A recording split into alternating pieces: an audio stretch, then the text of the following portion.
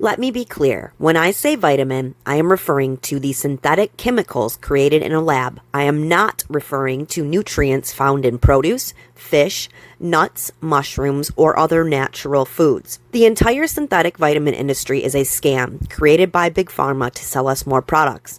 Before you claim I'm some kind of shill who is trying to get you not to take your essential vitamins, just please listen to all of this. Even so-called organic vitamins are chemicals. Many are commonly made from industrial waste, including coal tar ash, petroleum oil, black mold, and even cyanide. Before we discuss the truth about toxic vitamins, I have to explain how we got here. So here's a super fast, wild history lesson that you will never forget. After vitamins, along with essential minerals, were discovered in the 1920s, vitamin manufacturers, chemical manufacturers, and marketers began pressing hard to sell their exciting new products. But, just like with vaccines, convincing people they needed to take them was no easy task. People flat out said, "I've never taken them before, so why do I need to waste money on them now?"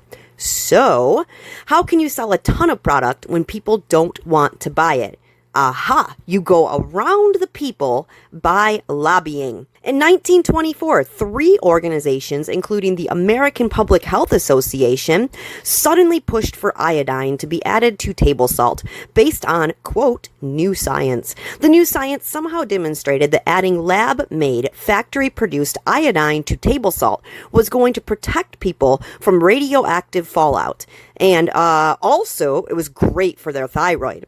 Landing the salt deal was an absolute goldmine for chemical iodine manufacturers. After iodine was given the green light, the new science came pouring in. In 1933, the fortification of milk with chemical vitamin D occurred. During the same time, new vitamin deficiency diseases were suddenly identified and categorized based on the newly discovered vitamins.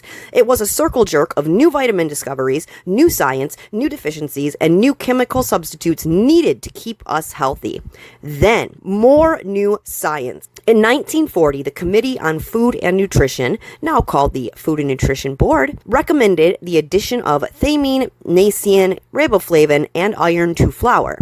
They claimed that there is no way to ensure that everyone will be getting enough nutrients. So, adding the chemical version of the food was the best way to improve overall health. The voluntary cooperation of the bakery-associated industries quickly led to 75% of white bread in the U.S. being chemically treated by the middle of 1942. As time progressed, more and more new science determined that damn near everything processed needed more and more vitamins and minerals, and next thing you know, cornmeals, rice, noodles, macaroni, other grain products, it all needs to be enriched and fortified because, the more chemical vitamins, the better. Then, in the 1960s, the fortifications and enrichments had become so out of control that the FDA proposed to limit fortifications to only nutrients that were claimed to be essential for human health as well as being appropriate for supplementation. But the court upheld that the FDA had no legal authority to prohibit food fortification, which opened the doors for the chemical manufacturers to fortify the shit out of everything and anything using chemicals. Shortly thereafter, health problems boomed. So did the chemical manufacturers and marketers' businesses. During the same time, it was realized that literal waste can be dumped into food as well as the water supply. A byproduct is leftover waste that is a result from manufacturing something. In industrial settings, the byproduct waste is usually some kind of chemical that requires special disposal, which is very often expensive. To avoid paying for disposal, companies have swindled the government agencies to give them the green light to mix their toxic waste into everything from water to food to body care and more. Here's a short list of known byproducts. Fluoride is a toxic byproduct from the phosphate mining industry. It's harvested from smokestacks and dumped into the water supply to strengthen your teeth. Artificial sweetener is a furnace byproduct from the zinc smelting industry. Sulfate of soda, also known as sodium sulfate, is the byproduct of electrolytic nickel and cobalt. It is used as the largest filler agent in powdered laundry detergent. Sulfuric acid is generated by burning sulfur in petroleum refineries, as well as metal smelting. Sulfuric acid is commonly used in the production of food. Coal fly ash is a byproduct from the energy industry, and it is discarded in cement mix, as well as sprayed in the sky to block the sun. Manganese sulfate is an industrial byproduct that began being used in foods, fertilizers, insecticides, pesticides, and more. It is also FDA approved as a salt substitute. Yellow prussate of soda is actual cyanide, typically made from used coal gas purifier iron oxide. It is repurposed as salt substitutes, table salt, sea salt, water conditioners, animal feed, de-icing products, and more. Phosphogypsum is a byproduct from fertilizer. It is often repurposed as cement, roofing materials, oyster beds, and even artificial reef. One use of uranium, a phosphate mining byproduct, is NASA's sky spraying experiments. NASA is very proudly using depleted uranium in chemtrails. Bauxite refineries produce alumina, also known as aluminum oxide. What people don't realize is the waste is also dumped into cosmetics and body care. It is often called alumina on the label. On EWG.org, in the section titled Sources of Water Pollution, they clearly state that there are currently over 600 disinfection byproducts in treated drinking water, some of the most common of which have been linked to DNA damage. I hope we can now agree that the majority of these companies selling us food, drinks, condiments, vaccines, medicines, vitamins, they don't care about our health, so it shouldn't be too much of a shocker to discover the true history of the vitamin industry. But first, one more mega important history lesson. In 2001, NASA created a presentation titled Futuristic Strategic Issues, Future Warfare, circa 2025, which was part of their Futures program, which is a collaboration between NASA and damn near all of the 3- and 4-letter agencies that operate off of our tax dollars. This entire presentation is absolutely terrifying. It starts out by accusing the American people of plundering the ship's assets. Psst, useless eaters. The slideshow then goes on to explain, essentially, people must die. It then outlines the best ways to make this happen. Multiple slides mention vitamins, specifically secretly using them as biological weapons. No, I'm not making this up, but I wish I was. The vitamin D scam. Real vitamin D comes from the sun. Pharma has not found a way to bottle sunshine. Here's a former pharma rep explaining the vitamin D swindle we have all suffered. Vitamins are made by up to about half a dozen pharmaceutical companies around the world. So there's about 6 companies that make this stuff in a lab synthetically. And then they have like these big 44-gallon drums of vitamin C or vitamin D. And then a vitamin company goes to them and says, hey, can we buy some vitamin C from you? They're like, sure. How many 44-gallon drums do you want? Like, oh, we'll take 6. So they send out 6 44-gallon drums to the vitamin company, and then the vitamin company puts their label on the outside of the bottle, right, and sells it as a natural supplement. Yet these things are all being made by pharmaceutical companies. On one hand, like making the drugs, and yet on the other hand, they're also making the vitamin, but people are under this assumption that, oh, the vitamins are good for me. I better stay away from those sucky pharmaceutical drugs. It's coming from the same people are giving you both of the things. Yeah, I call it big pharma light, really, the supplement industry. It really is big pharma light. Yeah, man, the whole vitamin D thing is an absolute sham. But let's go back even further. Vitamin D in general was discovered not that long ago, and shortly thereafter, in 1928, it was realized there is a huge market in selling vitamins. This is when shoddy trials, rigged data, and behind-the-scenes payoffs began. The Evil Alliance was able to change medical standards by rewriting the appropriate levels of vitamin D. The new appropriate levels were so high that as soon as they were published, 60 to 80% of all Americans instantly became vitamin D deficient. Meanwhile, the real doctors over at the National Academy of Health realized the report was fraud, and they began telling other doctors there is no vitamin D deficiency epidemic, and that all the extra testing and supplementation isn't based on real science and it's not warranted. But as usual, real doctors were completely ignored, and instead, the talking heads, such as Oprah, were pushed. In the 2000s, big pharma companies such as Pfizer began buying up all the vitamin manufacturers. As soon as they purchased these companies, the need for vitamin D supplements for health was drilled into our brains. Despite over 80 years of chemical vitamin D fortification, in addition to vitamin D being the most popularly purchased supplement, 92% of the U.S. population is deficient in vitamins. And guess what the solution is? The solution is to drink more milk and buy more vitamin D. pills, chemicals, gotta fortify those bones. Well, before you do that, I want you to listen to this very carefully. This was recommended to me by my own doctor. Ran a vitamin D test on me, told me I was low, told me to get this. So I saw a video the other day saying that this is poisonous. So I decided that seems absurd. I wanted to take a look for myself. So we are going to look up this chemical name. You go to Google and you type in that chemical name, you will find out, oh, it's D3, it's great, it's a sun substitute.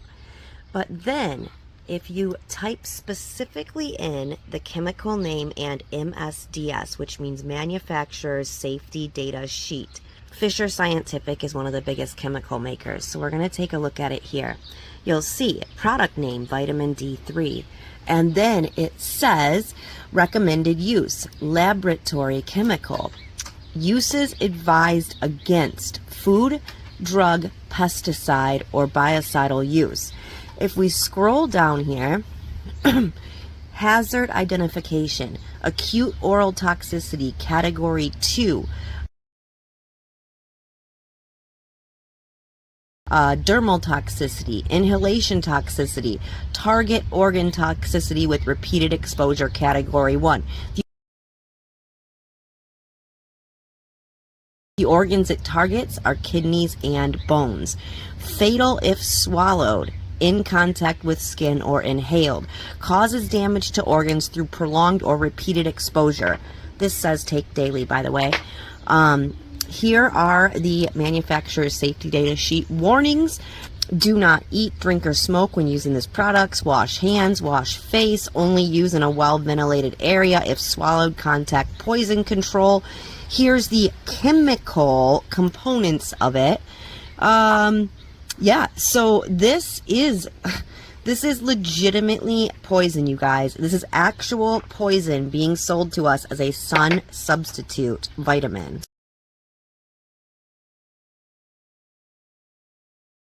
So not only does the MSDS state it is indeed toxic, especially if consumed on a repeated basis, but it is also literally used as poison. I often hear people say things like, well, too much of anything can kill you, just don't take too much. Even too much water can kill you. Vitamin D toxicity levels, according to the Mayo Clinic. Toxic level, 60,000. Right now, you can buy 50,000 at any drugstore or even Amazon. Harvard puts the maximum dose at only 4,000. So the idea that oh my gosh, just don't take too much, that's completely ridiculous.